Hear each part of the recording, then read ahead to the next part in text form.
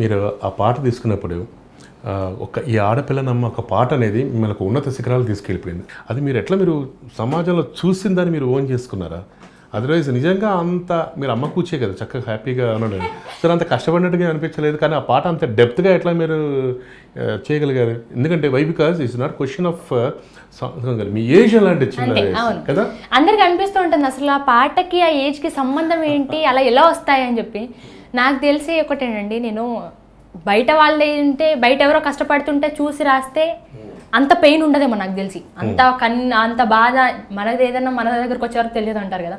So నా లైఫ్లో నేను ఫేస్ చేశాను కాబట్టి నాకు అంత వచ్చిందేమో నా ఫీలింగ్ అండి.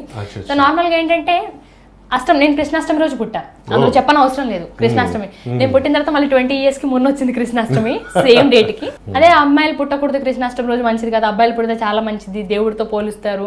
ఇక ఊర్లలో ఉంటాయి కదా కొన్ని సెంటిమెంట్లు, ఆడపిల్లలు పుట్టకూడదు అబ్బాయిలు పుడితే మంచిది అని చెప్పి. కృష్ణాష్టమి రోజు పుట్టినప్పుడు ఇంక అంతే జస్టే ఉంటుంది, మీ ఇంట్లో మంచి జరగదు అని చెప్పి ఇంటి పక్క వాళ్ళు వాళ్ళు వచ్చి అయ్యో ఆడపిల్లనా, రెండోసారి కూడా ఆడపిల్ల, అందులో కృష్ణాష్టమిలో రోజు పుట్టింది ఈ అమ్మాయి, ఇంకా మీకు అన్ని ఇప్పటి నుంచి కష్టాలే ఉంటాయని చెప్పారు. అన్నట్టే కష్టాలు కూడా వచ్చాయి చాలా కూడా. సో అలా అయినప్పుడు అలా రాశాను.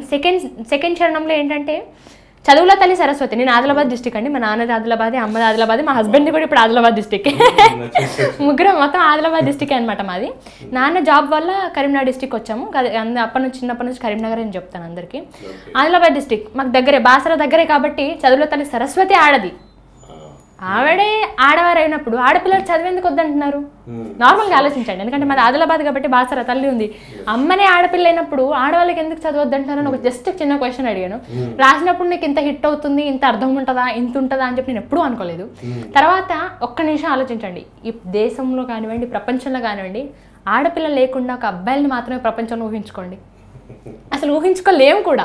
సో ఆడపిల్లలు లేనిది ఏదీ లేదు. అమ్మతోనే అబ్బాయి పుట్టాలన్నా అమ్మాయి పుట్టాలన్నా అమ్మ ద్వారానే. ఆ అమ్మ లేకపోతే అమ్మనే చంపేద్దాం అనుకుంటే సృష్టికి మూలం ఎక్కడ ఉంటుంది అని చెప్పి రాసిన పాట. సో అందులో ఏం లేదండి, నా గురించి నేను రాసుకున్న పాట. మేము ముగ్గురం ఆడపిల్లలు అయినప్పుడు కొంతమంది మమ్మల్ని చూడడానికి కూడా రాలేదు. ముగ్గురు ఆడపిల్లలు ఏం ఉద్ధరిస్తారు, ఏం చేస్తారు, చదివేందుకు వీళ్ళకి అని అన్న వాళ్ళు కూడా ఉన్నారు మమ్మల్ని. సో అప్పటి నుంచి ఏంటంటే ఆడపిల్లలు అంటే ఇలా ఉంటారా. నేను రాసుకొని సూపర్ సింగర్లో పాడినప్పుడు నా బాధ మాత్రమే, నా కన్నీళ్ళు మాత్రమే, ఇది నా మనసులో పెయిన్ మాత్రమే అనుకున్నాను. వేరే ఉంటుంది నిజంగా నాకు ఇప్పుడున్న ఈ 20 yearsలో తెలంగాణ ఉద్యమం కోసమే పాడింది చాలా ఎక్కువ అనమాట.